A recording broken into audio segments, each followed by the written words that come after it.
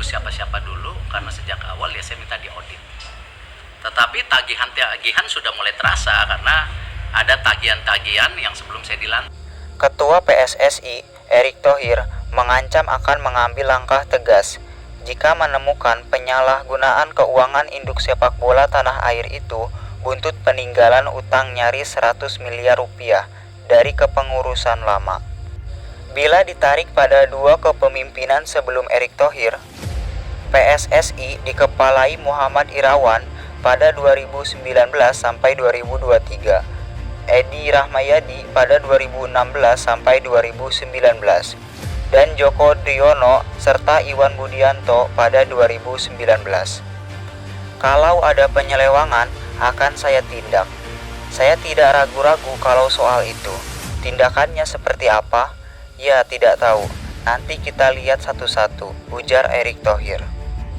Erick Thohir telah menyewa firma jasa profesional multinasional, Ernst & Young, untuk mengaudit keuangan PSSI dalam beberapa tahun terakhir.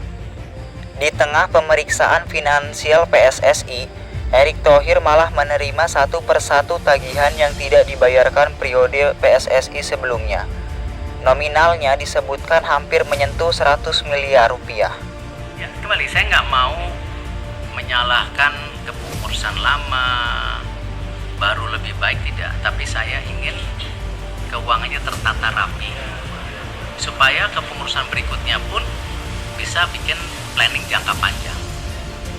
Nah, ini kan yang namanya membuat program itu harus berkelanjutan, tidak bisa sepotong-sepotong. Nah, saya tidak mau menuduh siapa-siapa dulu, karena sejak awal ya saya minta diaudit. Tetapi tagihan sudah mulai terasa karena ada tagihan-tagihan yang sebelum saya dilantik. Ya, ini kan saya perlu, ya walaupun ada dibayar. Kemarin ada tagihan 1,9 untuk kegiatan training camp di sebuah negara.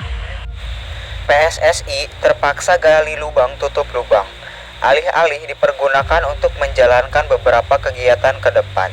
Budget yang ada malah buat menutup tunggakan-tunggakan selama beberapa tahun terakhir.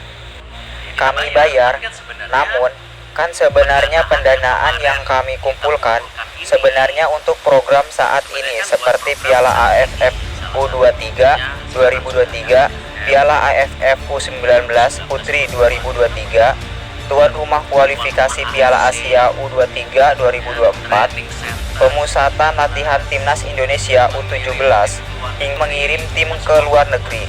Ini butuh uang, ucap Erick Thohir. Kalau dananya harus tersedot ke hal-hal yang tidak sesuai program kami, pasti terganggu. Pembayaran gaji pelatih baru bisa dibayar kemarin, karena dana-dana terkumpul dipakai buat bayar yang lalu. Kasian juga, kami coba perbaiki tanpa menyalahkan siapa-siapa, ungkapnya. Sebenarnya, anggota Komite Eksekutif PSSI, Arya Sunulingga, membeberkan warisan utang dari pengurusan lama PSSI, mulai dari vendor hingga reimburse pemain naturalisasi. Pihaknya bahkan sudah diancam hingga disomasi. Kami saat ini ditagih utang puluhan miliar. Pengurus PSSI saat ini kan tidak punya uang. Sebelumnya kami hanya menerima ketika dikasih. Uang tidak ada, nol, ungkap Arya. Yang ada adalah utang. Utangnya puluhan miliar. Sudah ada yang mengancam dan menyomasi kami. Utang ini banyak sekali datang. Uangnya tidak ada. Sekarang kami sedang proses cari duit, supaya paham kenapa sampai ada yang belum dibayar. Karena kami di samping cari uang untuk kegiatan, kami juga cari uang untuk bayar utang. Pak Erick Thohir sudah arahkan supaya kami mulai membayar utang yang menyangkut hidup orang, wasit yang belum dibayar, dan perangkat pertandingan, ucap Arya. Namun, untuk vendor-vendor, kami terpaksa menunggu audit. Kami tidak tahu utangnya sekian, benar atau tidak, soalnya jumlah utang nyaris 100 miliar rupiah. Tapi tidak sampailah, masih di bawahnya sedikit. Sekitar segitu, papar Arya.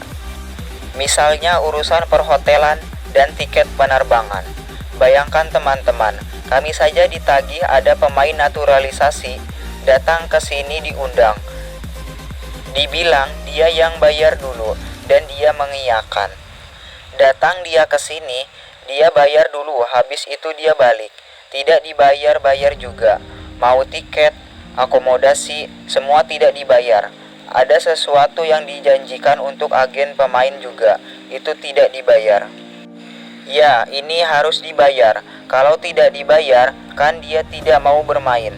Karena itu dijanjikan sama kepengurusan yang lama, maka kami harus melakukan.